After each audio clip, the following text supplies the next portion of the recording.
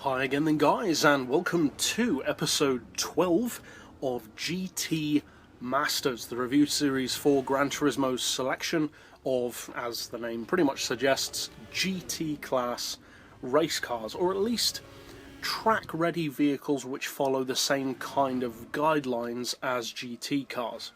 And in this particular episode we're featuring a GT2 class vehicle. It's a premium car, and it's the BMW M3 GT or GT2 depending on the model that you buy. Now there are three versions of this car on the game.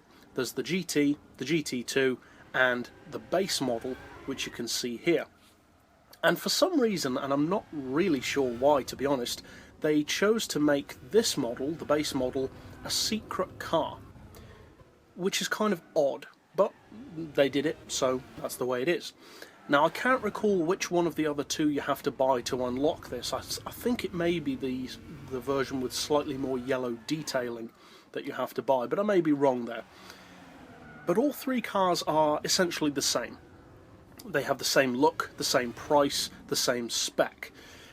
So, how do they all compare to the other GTs? Because there aren't really that many GT2 cars on Gran Turismo. So, is it any good? Well, it's powered by a 4-litre engine, it's naturally aspirated, and it can put out a maximum of 852 horsepower.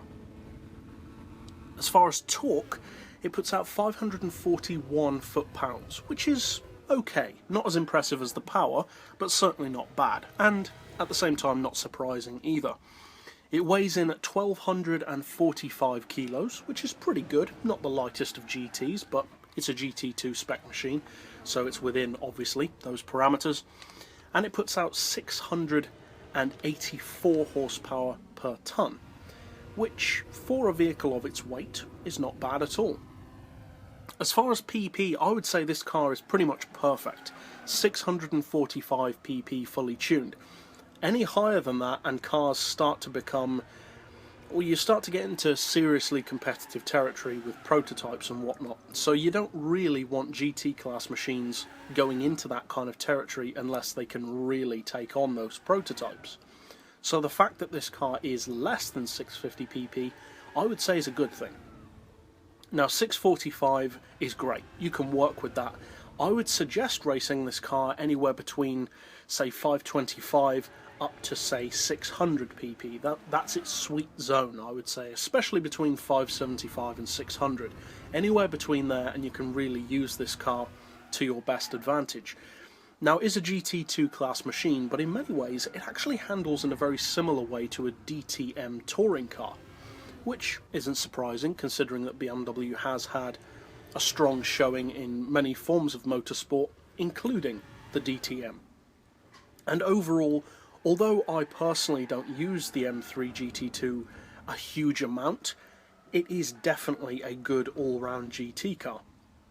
It's not necessarily the best in any particular way, but it's a good car in pretty much every way. It's a dependable car. It makes a good endurance racer because it's not difficult to drive.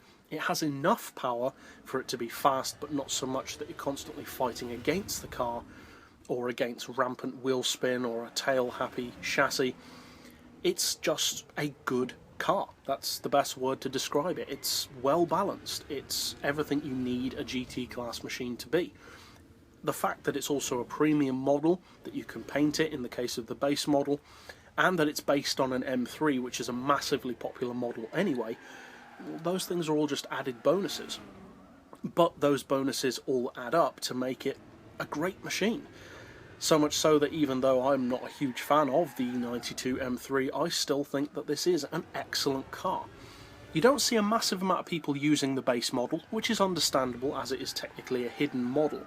And of the three models, I would probably recommend this version purely because you can change the race number and also the colour, which is a nice added bonus. Apart from that though, as I said, all three versions are exactly the same. It's not to be mixed up though with the M3 GTR. That is a completely different model based on the E46 M3, and that will be discussed in a different episode.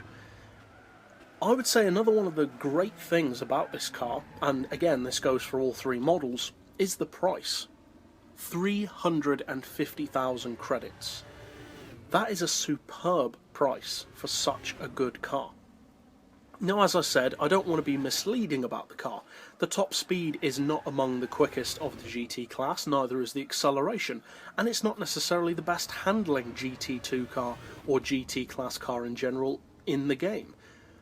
But it has a high enough level of skill in each particular area, power, torque, PP, price, etc., that it adds up to being almost like a Nissan GTR kind of occasion, where the vehicle isn't necessarily the absolute best at anything, but it's so good at so many things that it becomes a good car to choose.